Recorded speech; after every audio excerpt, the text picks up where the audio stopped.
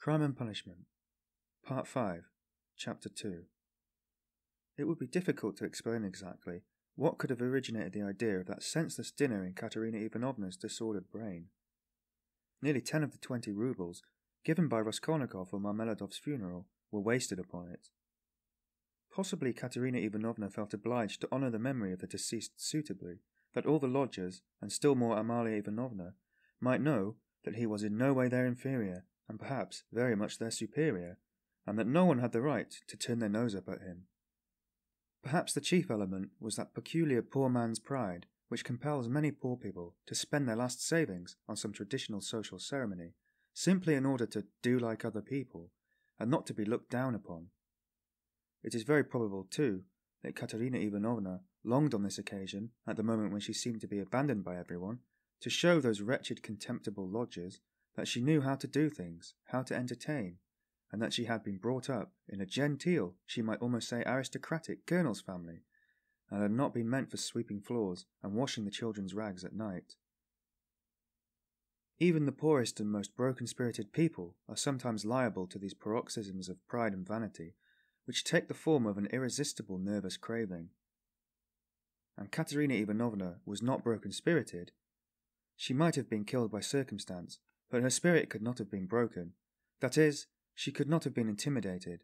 Her will could not be crushed. Moreover, Sonia had said with good reason that her mind was unhinged. She could not be said to be insane, but for a year past she had been so harassed that her mind might well be overstrained. The later stages of consumption are apt, doctors tell us, to affect the intellect. There was no great variety of wines, nor was there Madeira, but wine there was. There was vodka, rum, and Lisbon wine, all of the poorest quality, but in sufficient quantity. Besides the traditional rice and honey, there were 3 or 4 dishes, one of which consisted of pancakes, all prepared in Amalia Ivanovna's kitchen. 2 samovars were boiling, that tea and punch might be offered after dinner. Katerina Ivanovna had herself seen to purchasing the provisions, with the help of one of the lodgers, an unfortunate little Pole who had somehow been stranded at Madame Lippevechsel's. He promptly put himself at Katerina Ivanovna's disposal, and had been all that morning and all the day before running about as fast as his legs could carry him, and very anxious that everyone should be aware of it. For every trifle he ran to Katerina Ivanovna, even hunting her out at the bazaar, at every instant calling her Pani. She was heartily sick of him before the end, though she had declared at first that she could not have got on without this serviceable and magnanimous man. It was one of Katerina Ivanovna's characteristics to paint everyone she met in the most glowing colours. Her praises were so exaggerated as sometimes to be embarrassing. She would invent various circumstances to the credit of her new acquaintance, and quite genuinely believe in their reality.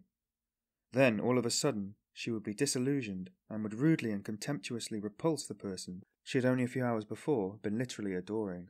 She was naturally of a gay, lively, and peace-loving disposition, but from continual failures and misfortunes she had come to desire so keenly that all should live in peace and joy, and should not dare to break the peace, that the slightest jar, the smallest disaster, reduced her almost to frenzy, and she would pass in an instant from the brightest hopes and fancies to cursing her fate, and raving and knocking her head against the wall.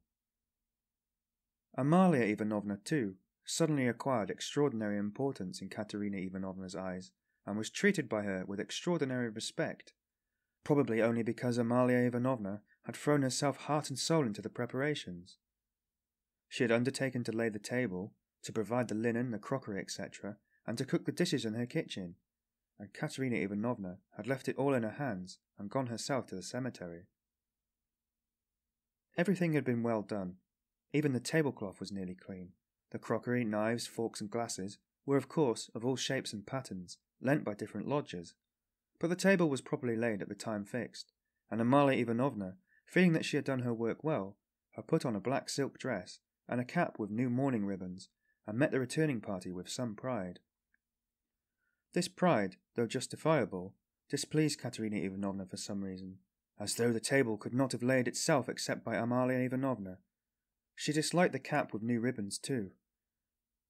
Could she be stuck up, the stupid German, because she was mistress of the house, and had consented as a favour to help her poor lodgers? As a favour! Fancy that! Katerina Ivanovna's father, who had been a colonel and almost a governor, had sometimes had the table set for 40 persons, and then anyone like Amalia Ivanovna, or rather Ludwigovna, would not have been allowed into the kitchen. Katerina Ivanovna, however, put off expressing her feelings for the time, and contented herself with treating her coldly, though she decided inwardly that she would certainly have to put Amalia Ivanovna down, and set her in a proper place, for goodness only knew what she was fancying herself to be. Katerina Ivanovna was irritated too by the fact that hardly any of the lodgers invited had come to the funeral, except the Pole who had just managed to run into the cemetery, while to the memorial dinner the poorest and most insignificant of them had turned up, the wretched creatures, many of them not quite sober. The older and more respectable of them all, as if by common consent, stayed away. Pyotr Petrovitch Luzhin, for instance, who might be said to be the most respectable of all the lodgers, did not appear, though Katerina Ivanovna had the evening before told all the world, that is, Amalia Ivanovna, Polenka, Sonia and the Pole, that he was the most generous, noble-hearted man, with a large property and vast connections, who had been a friend of her first husband's, and a guest in her father's house, and that he had promised to use all his influence to secure her a considerable pension. It must be noted that when Katerina Ivanovna exalted anyone's connections and fortune, it was without any ulterior motive, quite disinterestedly, for the mere pleasure of adding to the consequence of the person praised. Probably taking his cue from Luzhin, that contemptible wretch Lippevechsel had not turned up either. Who did he think he was?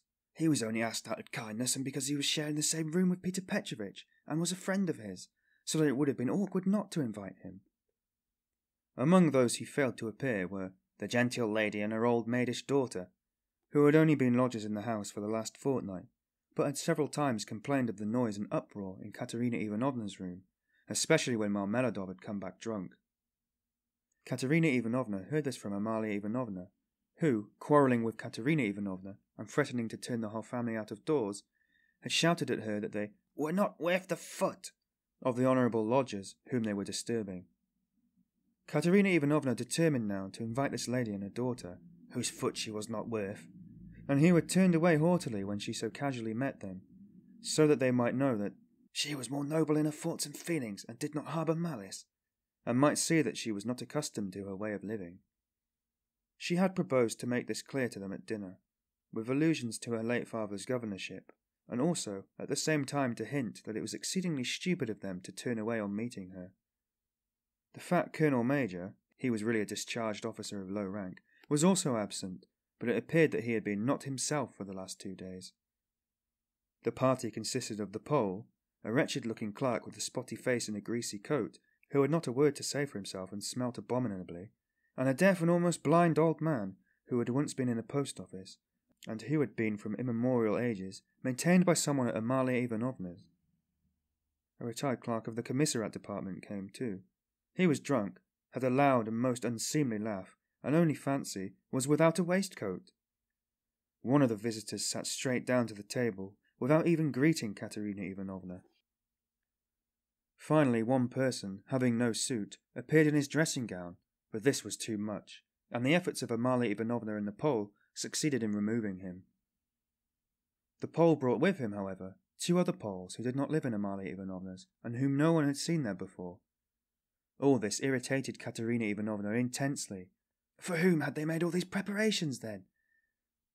To make room for the visitors, the children had not even been laid for at the table, but the 2 little ones were sitting on a bench in the farthest corner with their dinner laid on a box, while Polenka, as a big girl, had to look after them, feed them, and keep their noses wiped like well-bred children's. Katerina Ivanovna, in fact, could hardly help meeting her guests with increased dignity and even haughtiness. She stared at some of them with special severity, and loftily invited them to take their seats. Rushing to the conclusion that Amalia Ivanovna must be responsible for those who were absent, she began treating her with extreme nonchalance, which the latter promptly observed and resented. Such a beginning was no good omen for the end. All was seated at last. Raskolnikov came in almost at the moment of their return from the cemetery. Katerina Ivanovna was greatly delighted to see him, in the first place because he was the one educated visitor, and as everyone knew, was in 2 years to make a professorship in the university. and secondly, because he immediately and respectfully apologized for having been unable to be at the funeral. She positively pounced upon him, and made him sit on her left hand. Amalia Ivanovna was on her right. In spite of her continual anxiety that the dishes should be passed round correctly, and that everyone should taste them, in spite of the agonizing cough which interrupted her every minute and seemed to have grown worse during the last few days, she hastened to pour out in a half-whisper to Raskolnikov all her suppressed feelings and her just indignation at the failure of the dinner, interspersing her remarks with lively and uncontrollable laughter at the expense of her visitors, and especially of her landlady. "It's all that cuckoo's fault! You know whom I mean. Her! Her!" Katerina Ivanovna nodded towards the landlady. "Look at her! She's making round eyes. She feels that we are talking about her and can't understand. Oh, the owl! Ha ha!" Cough, cough, cough. "And what does she put on that cap for?" Cough, cough, cough. "Have you noticed that she wants everyone to consider that she is patronizing me and doing me an honor by being here? I asked her like a sensible woman to invite people, especially those who knew my late husband. And look at the set of fools she has brought. The sweeps. Look at that one with the spotty face. And those wretched Poles. Ha ha ha!" Cough, cough, cough. "Not one of them has ever poked his nose in here. I've never set eyes on them. What have they come here for, I ask you? There they sit in a row. Hey, Pan!" she cried suddenly to one of them. "Have you tasted the pancakes? Take some more. Have some beer. Won't you have some vodka? Look, he's jumped up and is making his bows. They must be quite starved, poor things. Never mind, let them eat. They don't make a noise anyway, though I'm really afraid of our landlady's silver spoons. Amalia Ivanovna!" She addressed her suddenly, almost aloud. "If your spoon should happen to be stolen, I won't be responsible, I warn you. Ha ha ha!" She laughed, turning to Raskolnikov, and again nodding towards the landlady, in high glee at her sally. She didn't understand again. Look how she sits with her mouth open. An owl, a real owl. An owl in her ribbons. Ha ha ha!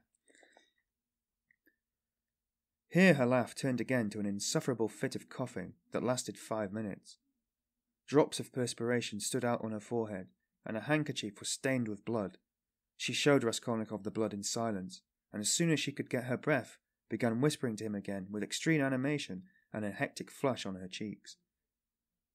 "Do you know, I gave her the most delicate instructions, so to speak, for inviting that lady and her daughter. You understand of whom I am speaking? It needed the utmost delicacy, the greatest nicety, but she has managed things so that fool, that conceited baggage, that provincial nonentity, simply because she is the widow of a major, and has come to try and get a pension, and to fray out her skirts in the government offices, because at 50 she paints her face, everybody knows it. A creature like that did not think fit to come, and has not even answered the invitation, which the most ordinary good manners required. I can't understand why Pyotr Petrovitch has not come. But where's Sonia? Where's she gone? Ah, there she is at last. What is it, Sonia? Where have you been? It's odd that even at your father's funeral you should be so unpunctual. Rodya Romanovitch, make room for her beside you. That's your place, Sonia. Take what you like. Have some of the cold entree with jelly. That's the best. They'll bring the pancakes directly. Have they given the children some? Polenka, have you got everything? Cough, cough, cough. That's all right. Be a good girl, Lida. And Koila, don't fidget with your feet. Sit like a gentleman. What are you saying, Sonia? Sonia hastened to give her Pyotr Petrovitch's apologies, trying to speak loud enough for everyone to hear, and carefully choosing the most respectful phrases which she attributed to Pyotr Petrovitch. She added that Pyotr Petrovitch had particularly told her to say that as soon as he possibly could, he would come immediately to discuss business alone with her and to consider what could be done for her, etc., etc. Sonia knew that this would comfort Katerina Ivanovna, would flatter her and gratify her pride. She sat down beside Raskolnikov. She made him a hurried bow, glancing curiously at him. But for the rest of the time, she seemed to avoid looking at him or speaking to him. She seemed absent-minded, though she kept looking at Katerina Ivanovna, trying to please her. Neither she nor Katerina Ivanovna had been able to get mourning. Sonia was wearing dark brown, and Katerina Ivanovna had on her only dress, a dark striped cotton one. The message from Pyotr Petrovitch was very successful. Listening to Sonia with dignity, Katerina Ivanovna inquired with equal dignity how Pyotr Petrovitch was, then at once whispered almost aloud to Raskolnikov that it certainly would have been strange for a man of Pyotr Petrovitch's position and standing to find himself in such extraordinary company, in spite of his devotion to her family and his old friendship with her father. "That's why I am so grateful to you, Rodion Romanovich, that you have not disdained my hospitality, even in such surroundings," she added almost aloud. "But I am sure that it was only your special affection for my poor husband that has made you keep your promise." Then, once more with pride and dignity, she scanned her visitors, and suddenly inquired aloud across the table of the deaf man. "Wouldn't he have some more meat? And had he been given some wine?" The old man made no answer, and for a long while could not understand what he was asked, though his neighbours amused themselves by poking and shaking him. He simply gazed about him with his mouth open, which only increased the general mirth. "What an imbecile! Look! Look! Why was he brought? But as to Pyotr Petrovitch, I always had confidence in him," Katerina Ivanovna continued. "And, of course, he is not like—" With an extremely stern face, she addressed Amalia Ivanovna so sharply and loudly that the latter was quite disconcerted. "Not like your dressed-up draggle-tails whom my father would not have taken as cooks into his kitchen, and my late husband would have done them honour if he had invited them in the goodness of his heart." "Yes, he was fond of drink, he was fond of it, he did drink," cried the Commissariat Clerk, gulping down his 12th glass of vodka. "My late husband certainly had that weakness, and everyone knows it," Katerina Ivanovna attacked him at once. "But he was a kind and honourable man, who loved and respected his family. The worst of it was his good nature made him trust all sorts of disreputable people, and he drank with fellows who were not worth the sole of his shoe. Would you believe it, Rodion Romanovich, they found a gingerbread cock in his pocket. He was dead drunk, but he did not forget the children." "A cock? Did you say a cock?" shouted the Commissariat Clerk. Katerina Ivanovna did not vouchsafe a reply. She sighed, lost in thought. "No doubt you think, like everyone, that I was too severe with him," she went on, addressing Raskolnikov. "But that's not so.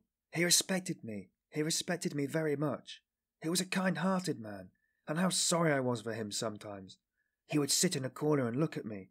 I used to feel so sorry for him. I used to want to be kind to him, and then would think to myself, be kind to him and he will drink again.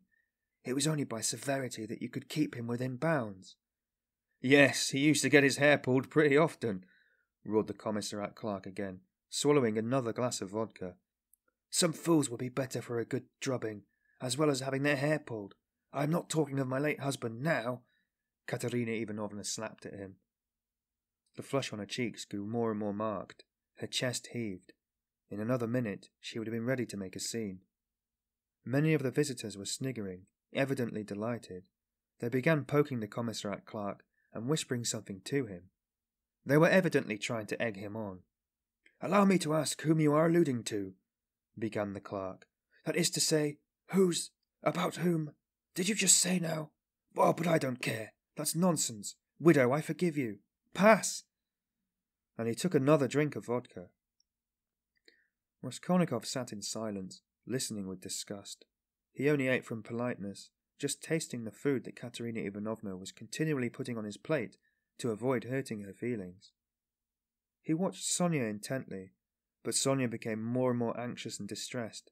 She too foresaw that the dinner would not end peaceably, and saw with terror Katerina Ivanovna's growing irritation. She knew that she, Sonia, was the chief reason for the genteel lady's contemptuous treatment of Katerina Ivanovna's invitation. She had heard from Amalia Ivanovna that the mother was positively offended at the invitation, and had asked the question, how could she let her daughter sit down beside that young person? Sonia had a feeling that Katerina Ivanovna had already heard this, and an insult to Sonia meant more to Katerina Ivanovna than an insult to herself, her children, or her father. Sonia knew that Katerina Ivanovna would not be satisfied now till she had shown those draggletails that they were both. To make matters worse, someone passed Sonia, from the other end of the table, a plate with 2 hearts pierced with an arrow, cut out of black bread. Katerina Ivanovna flushed crimson, and at once said aloud across the table that the man who sent it was a drunken ass. Amalia Ivanovna was foreseeing something amiss, and at the same time deeply wounded by Katerina Ivanovna's haughtiness, and to restore the good humour of the company and raise herself in their esteem again, she began, apropos of nothing, telling a story about an acquaintance of hers, Karl from the chemist's, who was driving one night in a cab, and that the cabman wanted him to kill, and Karl very much begged him not to kill, and wept and clasped hands, and frightened, and from fear pierced his heart. Though Katerina Ivanovna smiled, she observed at once that Amalia Ivanovna ought not to tell anecdotes in Russian. The latter was still more offended, and she retorted that her Vater aus Berlin was a very important man, and always went with his hands in pockets. Katerina Ivanovna could not restrain herself, and laughed so much that Amalia Ivanovna lost patience, and could scarcely control herself. "Listen to the owl," Katerina Ivanovna whispered at once, her good humour almost restored. "She meant to say he kept his hands in his pockets, but she said he put his hands in people's pockets." Cough, cough. "Have you noticed, Rodya Romanovich, that all these Petersburg foreigners, the Germans especially, are all stupider than we? Can you imagine any one of us telling how Karl from the chemist's pierced his heart from fear, and that the idiot, instead of punishing the cabman, clasped his hands and wept and much begged? Ah, the fool! And you know she fancies it very touching, and does not suspect how stupid she is. To my thinking, that drunken Commissariat Clerk is a great deal cleverer. At least one can see that he has addled his brains with drink. But you know, these foreigners are always so well behaved and serious. Look how she sits glaring. She is angry, ha ha! Cough, cough, cough. Regaining her good humour, Katerina Ivanovna began at once telling Raskolnikov that when she had obtained her pension, she intended to open a school for the daughters of gentlemen in a native town. This was the first time she had spoken to him of the project, and she launched out into the most alluring details. It suddenly appeared that Katerina Ivanovna had in her hands the very certificate of honour of which Marmeladov had spoken to Raskolnikov in the tavern, when he told him that Katerina Ivanovna, his wife, had danced the shawl dance before the governor and other great personages on leaving school. This certificate of honour was obviously intended now to prove Katerina Ivanovna's right to open a boarding school, but she had armed herself with it chiefly with the object of overwhelming those two stuck-up draggle-tails if they came to the dinner, and proving incontestably that Katerina Ivanovna was of the most noble, she might even say aristocratic family, a colonel's daughter, and was far superior to certain adventuresses who had been so much to the fore of late. The certificate of honour immediately passed into the hands of the drunken guests, and Katerina Ivanovna did not try to retain it, for it actually contained the statement en deux lettres that her father was of the rank of a major, and also a companion of an order, so that she really was almost the daughter of a colonel. Warming up, Katerina Ivanovna proceeded to enlarge on the peaceful and happy life they would lead in her native town, on the gymnasium teachers, whom she would engage to give lessons in a boarding school, on a most respectable old Frenchman, one Mango, who had taught Katerina Ivanovna herself in the old days and was still living in her town, and would no doubt teach her in school on moderate terms. Next she spoke of Sonia, who would go with her to her native town, and help her in all her plans. At this, someone at the farther end of the table gave a sudden guffaw. Though Katerina Ivanovna tried to appear to be disdainfully unaware of it, she raised her voice, and began at once speaking with conviction of Sonia's undoubted ability to assist her, of her gentleness, patience, devotion, generosity and good education, tapping Sonia on the cheek and kissing her warmly twice. Sonia flushed crimson, and Katerina Ivanovna suddenly burst into tears, immediately observing that she was nervous and silly, and that she was too much upset, but it was time to finish, and as the dinner was over, it was time to hand round the tea. At that moment, Amalia Ivanovna, deeply aggrieved at taking no part in the conversation, and not being listened to, made one last effort, and with her secret misgivings, ventured on an exceedingly deep and weighty observation, that, in the future boarding school, she would have to pay peculiar attention to dyewash, and that there certainly must be a good dame to look after the linen, and secondly, that the young ladies must not novels at night read. Katerina Ivanovna, who certainly was upset and very tired, as well as heartily sick of the dinner, at once cut short Amalia Ivanovna, saying she knew nothing about it and was talking nonsense, that it was the business of the laundry-maid, and not of the directress of the high-class boarding school to look after dyewash. And as for novel reading, that was simply rudeness, and she begged her to be silent. Amalia Ivanovna, fired up and getting angry, observed that she only meant her good, and that she had meant her very good, and that it was long since she had paid her geld for the lodgings. Katerina Ivanovna at once set her down, saying that it was a lie to say she wished her good, because only yesterday, when a dead husband was lying on the table, she had worried her about the lodgings. To this, Amalia Ivanovna very appropriately observed that she had invited those ladies, but those ladies had not come, because those ladies are ladies, and cannot come to a lady who is not a lady. Katerina Ivanovna at once pointed out to her that as she was a slut, she could not judge what made one really a lady. Amalia Ivanovna at once declared that her Vater aus Berlin was a very, very important man, and both hands in pockets went, and he used to say, "Puff, puff," and she leapt up from the table to represent her father, sticking her hands in her pockets, puffing out her cheeks, and uttering vague sounds resembling puff, puff, amid loud laughter from all the lodgers, who purposely encouraged Amalia Ivanovna, hoping for a fight. But this was too much for Katerina Ivanovna, and she at once declared, so that all could hear, that Amalia Ivanovna probably never had a father, but was simply a drunken Petersburg Finn, and had certainly once been a cook and probably something worse. Amalia Ivanovna turned as red as a lobster, and squealed that perhaps Katerina Ivanovna never had a father, but she had a Vater aus Berlin, and that he wore a long coat and always said puff, puff, puff. Katerina Ivanovna observed contemptuously that all knew what her family was, and that on that very certificate of honour it was stated in print that her father was a colonel, while Amalia Ivanovna's father, if she really had one, was probably some Finnish milkman, but that probably she never had a father at all, since it was still uncertain whether her name was Amalia Ivanovna or Amalia Ludwigovna. At this, Amalia Ivanovna lashed to fury, struck the table with a fist, and shrieked that she was Amalia Ivanovna and not Ludwigovna, and that her Vater was named Johann, and that he was a burgomeister, and that Katerina Ivanovna's Vater was quite never a burgomeister. Katerina Ivanovna rose from her chair, and, with a stern and apparently calm voice, though she was pale and her chest was heaving, observed that, if she dared for one moment to set her contemptible wretch of a father on a level with her papa, she, Katerina Ivanovna, would tear her cap off her head and trample it underfoot. Amalia Ivanovna ran about the room, shouting at the top of her voice that she was mistress of the house, and that Katerina Ivanovna should leave the lodgings that minute. Then she rushed for some reason to collect the silver spoons from the table. There was a great outcry and uproar. The children began crying. Sonia ran to restrain Katerina Ivanovna, but when Amalia Ivanovna shouted something about the yellow ticket, Katerina Ivanovna pushed Sonia away and rushed at the landlady to carry out her threat. At that minute the door opened, and Pyotr Petrovitch Luzhin appeared on the threshold. He stood scanning the party with severe and vigilant eyes. Katerina Ivanovna rushed to him.